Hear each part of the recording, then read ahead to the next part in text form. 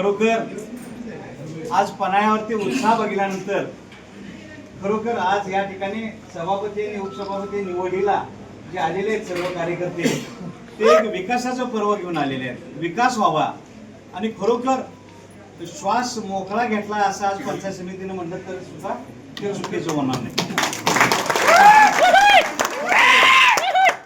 फक्त मला या ठिकाणी एवढीच विनंती करायची आहे की तुम्ही निवडून दिलं म्हणजे आज काम संपलं नाही आमचं.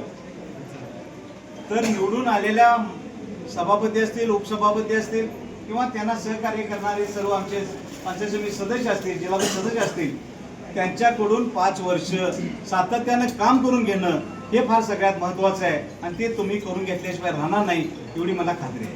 100%.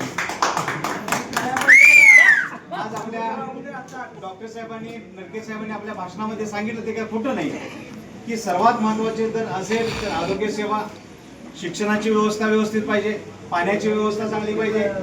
प्रत्येक गोष्टीमध्ये